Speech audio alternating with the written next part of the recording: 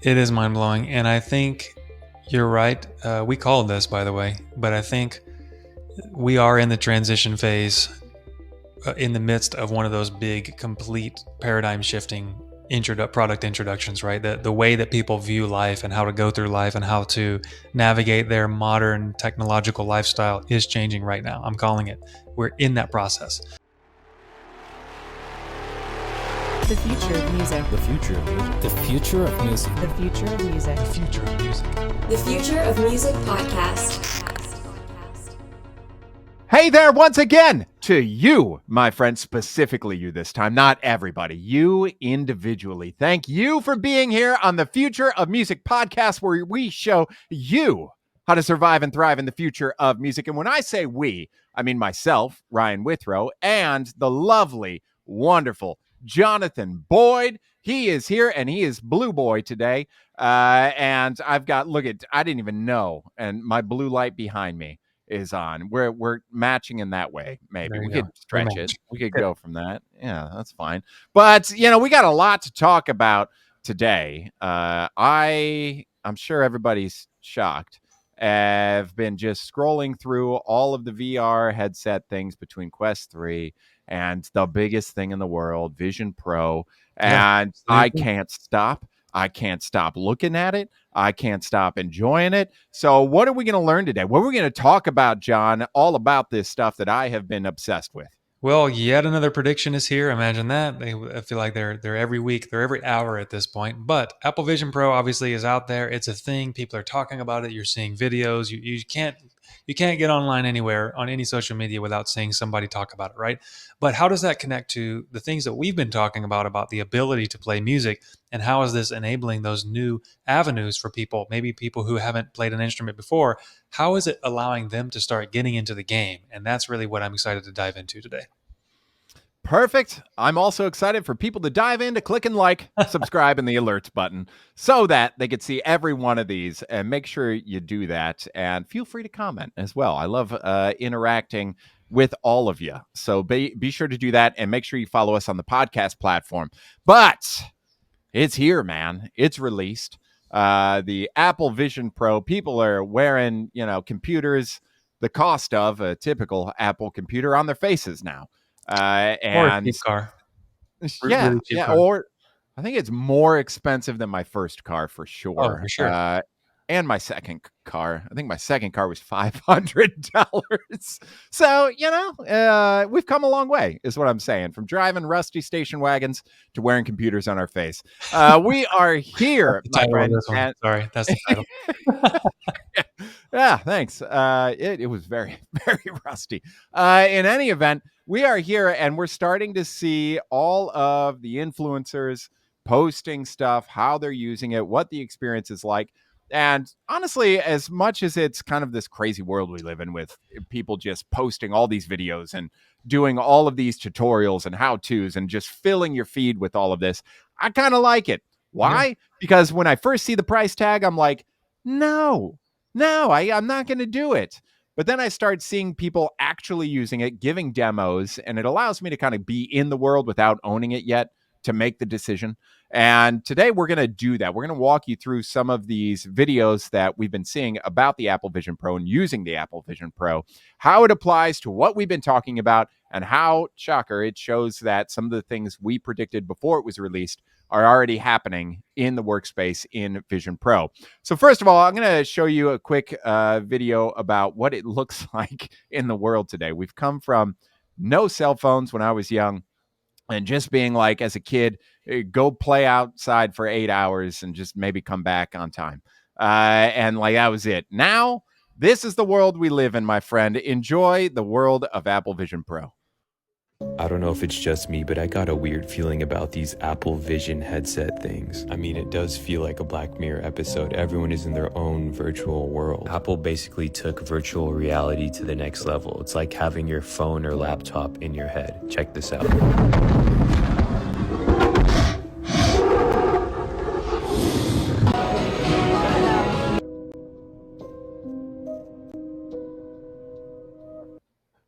there you go, man. For those not watching, which you should, it's just a bunch of people walking around everyday life with their Apple Vision Pros on their face. And I got to tell you, I'm seeing it all over the place, John. Not just people walking or commuting. People in the gym now are wearing the Apple Vision Pro. And I'm like, that's genius. Because now the boring, tedious cardio, you could be doing anything you want to do. People are checking their stocks, they're playing games, they're watching videos. But it's become already a part of the world now where we're just seeing it out in the open, just being used, people walking around with them on their faces. But that's kind of the view we see, right? That's all we see. That's all we know. But what does it look like and feel like to actually be inside on the other side of the Vision Pro in your daily life? And if you don't have YouTube up to watch this, it's a minute and a half that you got to watch because it is incredibly wild and amazing. Let's check it out. All right, so this is what it's like working inside the Apple Vision Pro. So I've got my Mac screen mirrored right here. I'm working in Premiere Pro. You see, I can work through this timeline. I can do whatever I want here. But then over on the side here, I've got Notion pulled up. And over on this side, I've got Slack. In fact, it's not just my workspace. So if I step back here, you can see the whole workspace. But if I turn over here on this wall, I'm actually on a Zoom call right now. Say, hey, what's up? And you know what? When I'm done with this Zoom call, I can actually just come over here and turn around and I can just watch a movie real quick on this back wall of my office. But that's not it. Check this out. If I go in here into the kitchen, you'll actually see that like while I'm working in the kitchen, I could have a movie playing in here in the living room just floating there.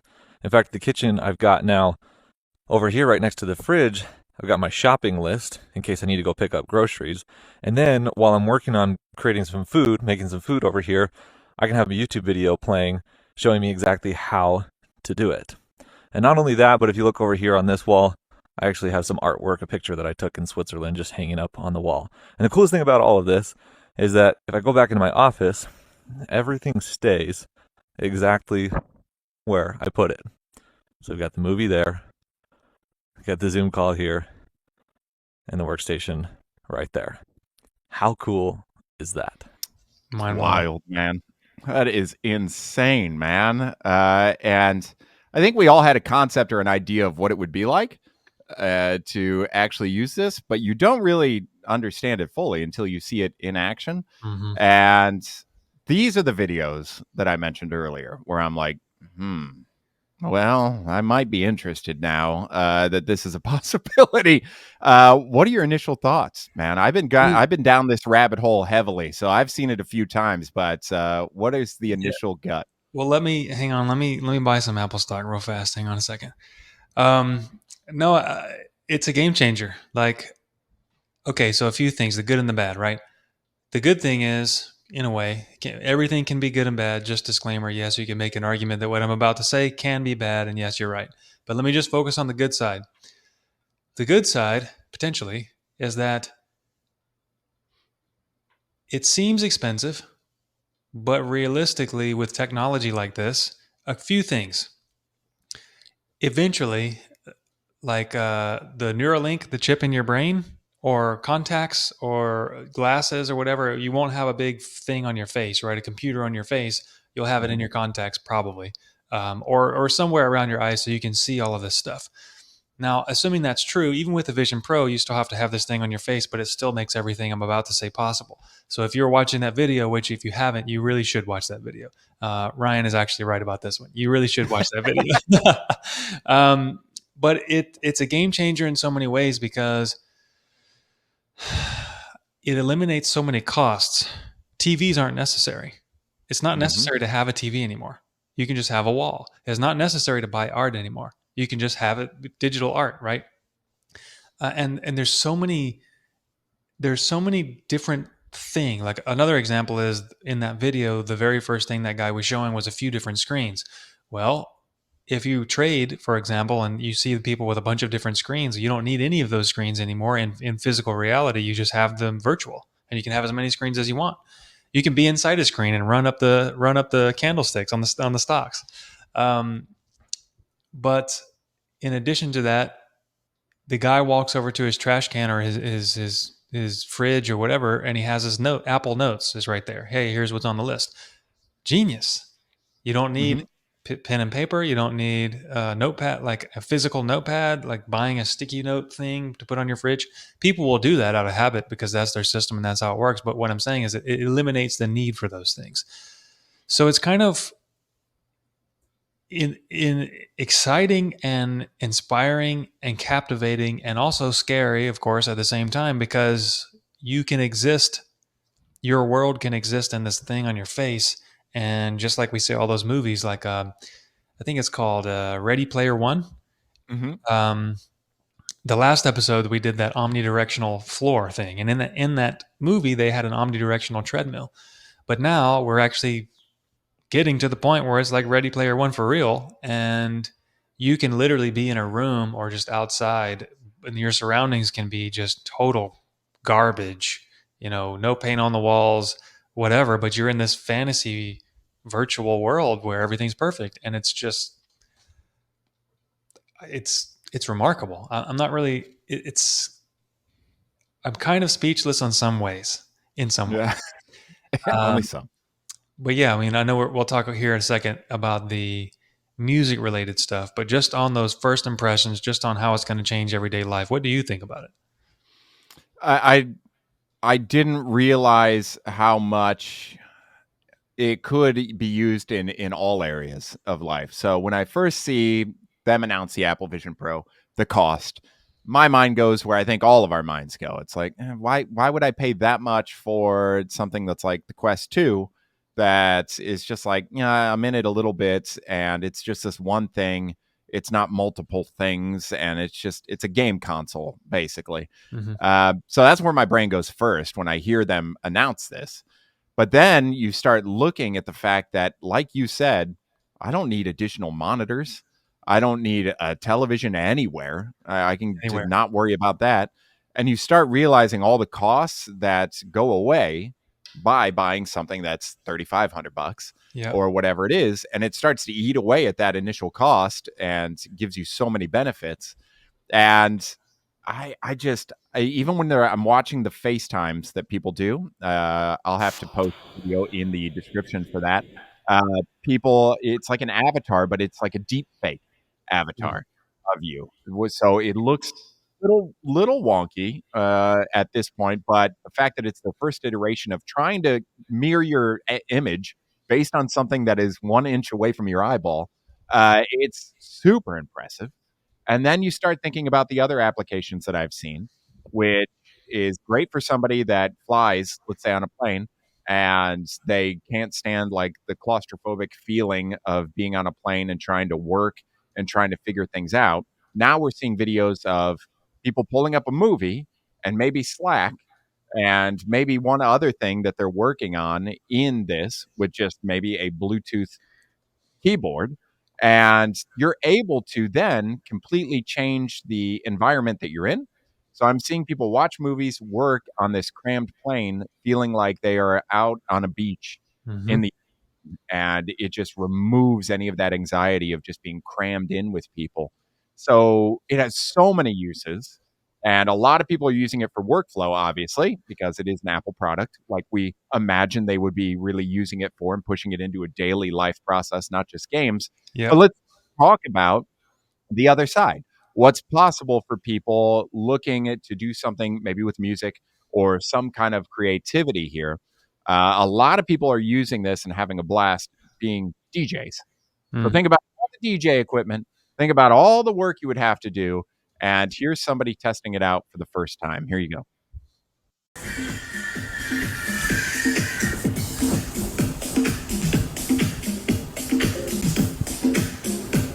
Here it is! Okay, so I'm gonna move this closer so that I don't have to get up. Yeah, this is great. Okay, check this out. I can pick this up, put it back down. I can scratch. That's not it. Look what else we have. We have effects. Oh, you think that's it? No, it's not it. Look at all of these albums that have just popped up that I can pull out and put down. Mind blowing. It's insane, man. Insane. It's insane. Yeah. Yeah, and it's exactly, what do you know, shock, what we were hoping for Yep. and putting out there probably a month ago. But we're like, Yeah. eventually we'll get to a point. Eventually is 30 days at this point in technology. But for those of you that weren't able to watch that, which you should, she's just sitting on her couch with the Apple Vision Pro. In the view, you've got the full stack of two vinyls side by side, with all the mixing console right in front of you, effects right in front of her, with gestures, you're able to change the effects. To the left, you could choose any album, any vinyl that you want. And I'm sure it continues from there as far as what's possible to add to something like that. Mm. But we're starting to see it used in a music environment. So you already said mind blowing, but what are your feelings after seeing it actually used for what we hoped it'd be used for?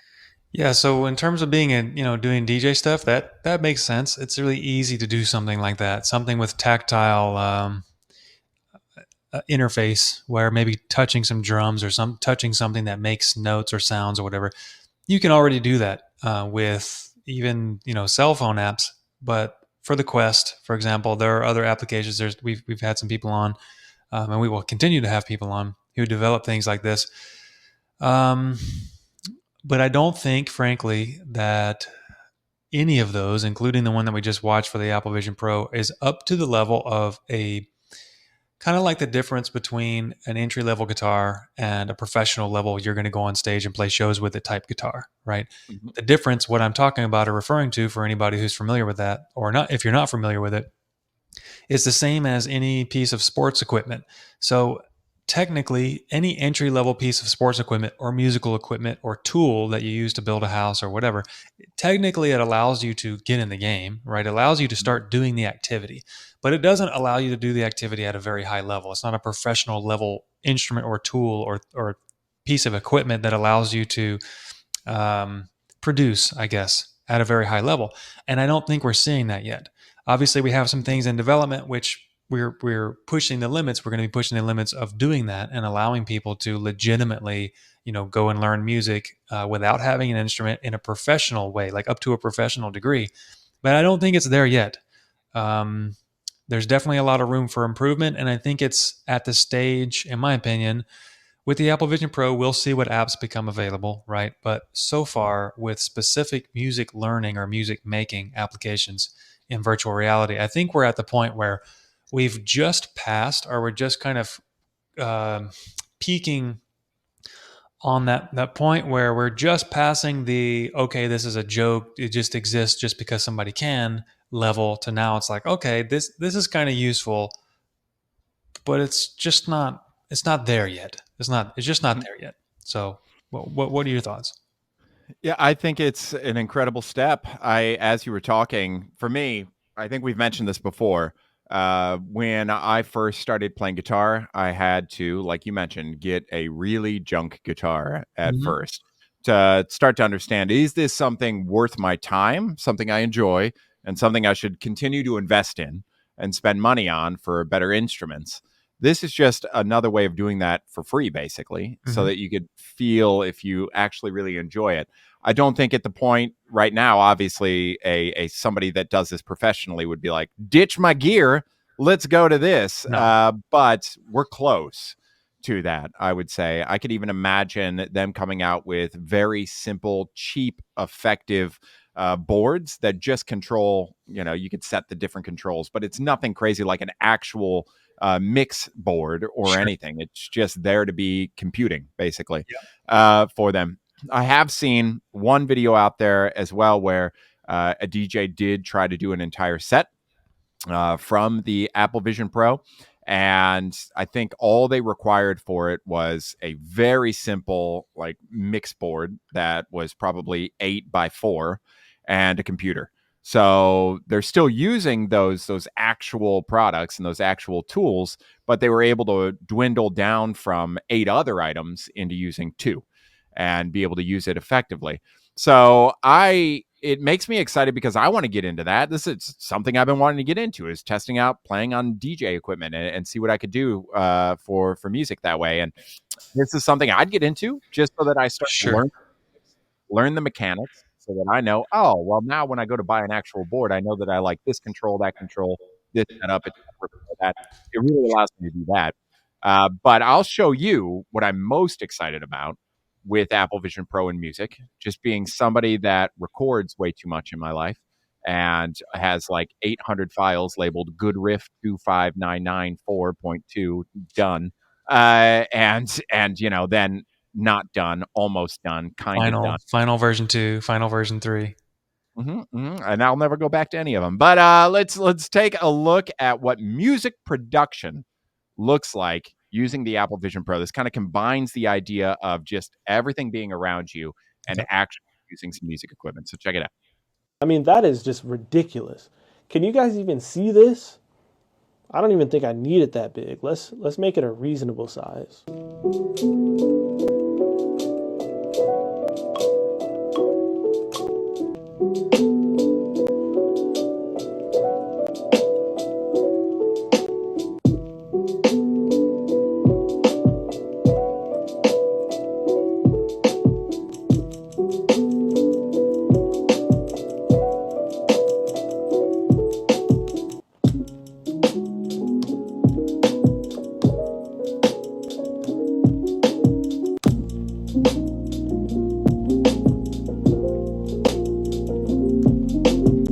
The fact that I can like really be all up in it, like, oh, and get up in there, like that's sick. Like if you can't see well, bro.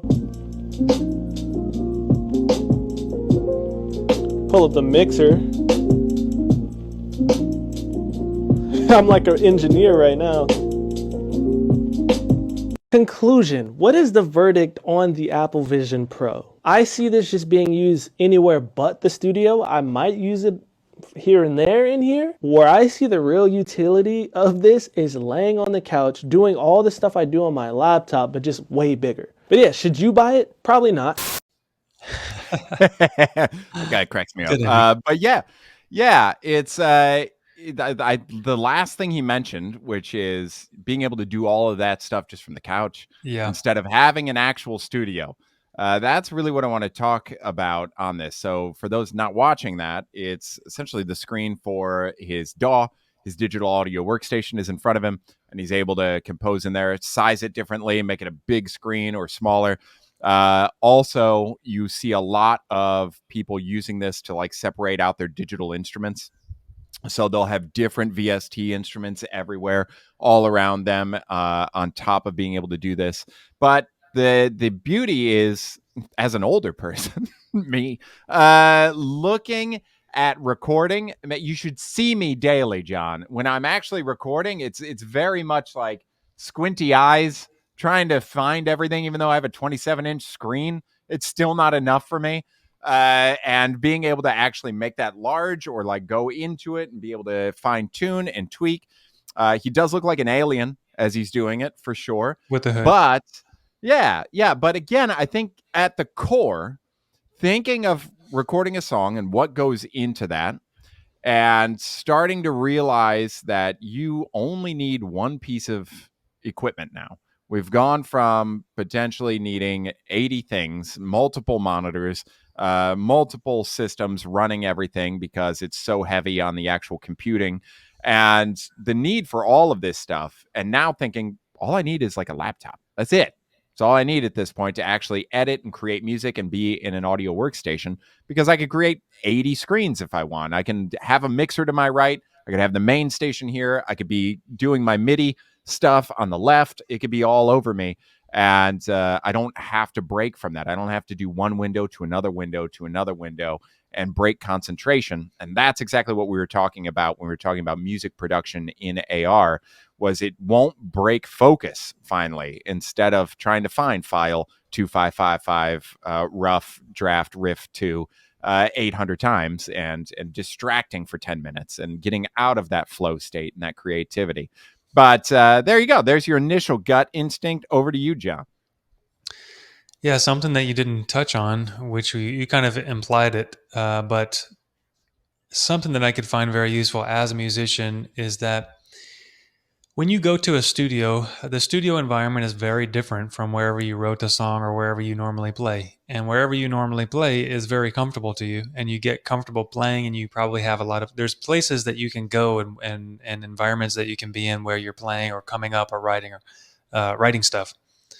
And when you go to a studio, it's very different. The atmosphere is different. The positioning is different. The chairs are different. The way you're sitting, the fact that you're there and you know the time, the clock is ticking. It's all very different. So you can't really express things the way that you want to a lot of times, um, unless you've been in and out of studios for many, many, many, many years. And even then, it's still hard. Mhm. But this allows you to basically be in a physical space that's comfortable, that unlocks the flow, or that opens the valve, so to speak, so that the maximum amount of flow can come through, and it doesn't interrupt it doesn't, you don't, what you mentioned about focus, you don't have to change your focus to do something different, but physically you don't have to, like, I went to a studio one time, and I was trying to get a feedback effect on one particular part of a solo that I was playing. And in order to do that in this studio, I had to be in this different back room away from everybody. It was very cramped. There was stuff all over the place. And I had to be on my knees right in front of the amp and just trying to play the sweep picking part and somehow make it, play perfectly, and get this feedback noise. And it's just very difficult to do that. But if you can, be in your favorite chair, be in your own place, walking around, whatever it is that makes you comfortable and gets you in that flow and causes the faucet to turn on, I think a lot of musical creativity is going to come from that. And on top of that, on a broader sense, this again points to the idea of the imagination age. Now you can set up you can have any tools anywhere you want, and any orientation or format, however you want to work. It's all of whatever you can think of is what you can do, and that's the amazing part.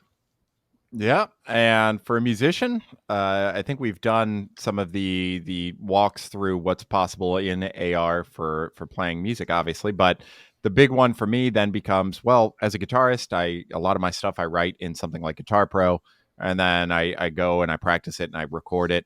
Being able to have like my music, my sheet music up, or my tablature up to my left, my recording DAW right in front of me, something else on my right, so that I could be like record, and I could actually be viewing that, seeing it being recorded at the same time without having to like condense windows on a screen and get inconvenienced with that. I think that's huge. And also, you mentioned something, and it goes both ways. Let's not forget that one, it allows you to be in your home environment that you enjoy and you can do whatever you want to. But remember that this can take you to any environment as well. So imagine going to the studio and you've already imaged your environment that you prefer, Mm-hmm. and you're in an actual studio that's crammed and doesn't feel That's natural, but true.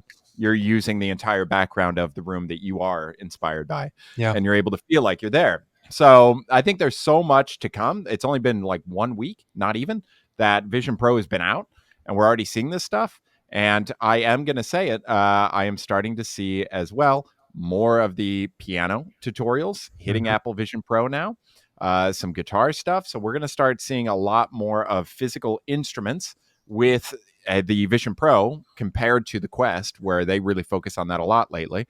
But we're starting to see that within the first week as well. They're starting to release a lot of that. And I think it functions a little better. Obviously, it should for $3,500 compared to $500. Sure.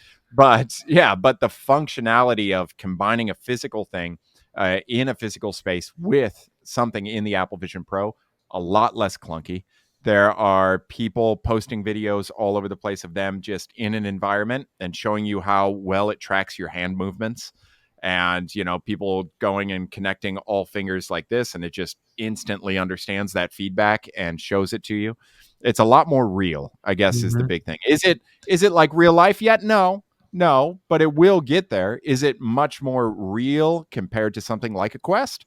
Yeah, I think I can easily say that it feels more real than Quest, and that's okay. Quest might be like we're mainly for like avatars and gaming. Like we want to Sure. make sure that we do that, but I think Apple has done something really great, and they're on the cusp of the potential for a new version of that big release like the iPhone when Yeah, it came out. It's I think been so. years since they've developed an actual new line and product.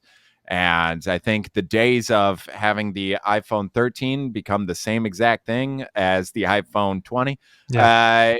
uh, those are kind of going away. I think they took a really big stance at jumping into this game, and I think they've done it really well, considering it's only the first, I think it's actually been out 8 days now, something like Okay. that, maybe 7 or 8 days.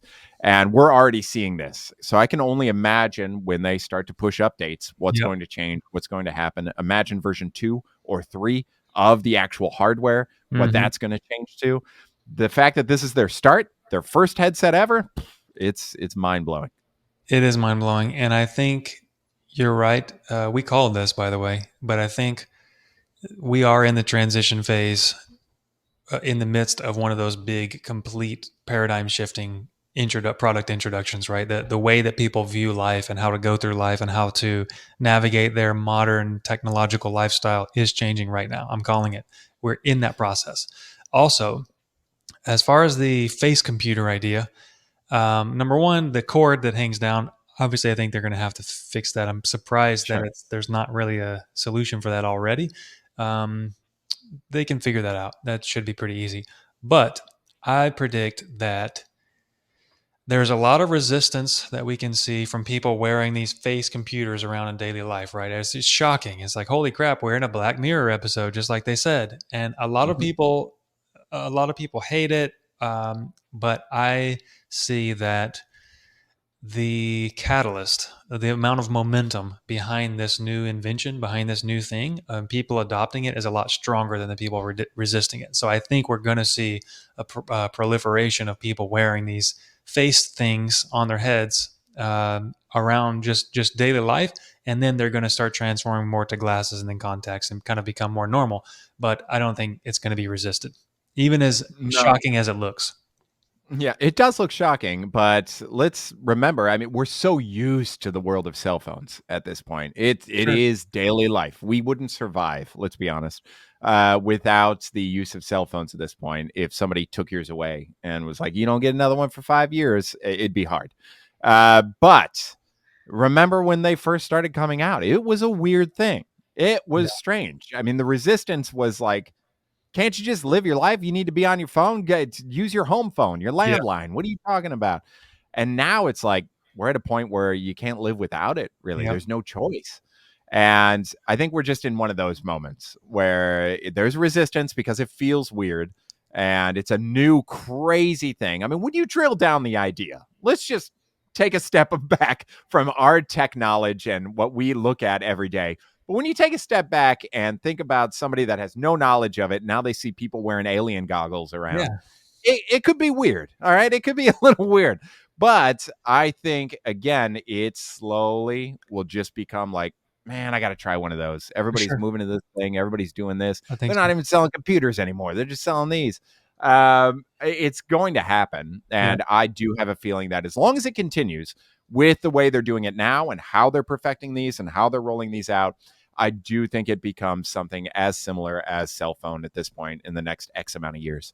It will just be something we all do, and it's normal. I And think if we so. see somebody without it, we're like, this guy don't even have one on. What are you doing? Like drinking beers at the bar with your friends, playing board games that don't even exist there. They're just in Apple Vision Pro, and you're all playing. But it's wild, and I'm excited. So I'll post all of these videos so that you could take a look if you weren't able to on YouTube. They'll be in the description notes and the show notes, so you could take a look. And we'd love to hear from you as well. Just let us know. Are you feeling weird about it? Are you excited? All right, that's all I want to know. Are you feeling a little weird about it, or not? I'm interested. And make sure again you like, you subscribe, you click the alerts so you're notified of everything. We have a great guest coming on next week that kind of has to talk a lot about what we've been talking about. So Yep. stay tuned for that. I'll leave that as an open loop. But John, it's a pleasure as always to have you here and to just chat nerdy things all day, because that's what we get to do, which is great. But all of you watching and listening, I appreciate you so much. And on behalf of both of us, thanks for being here and listening to the Future of Music podcast.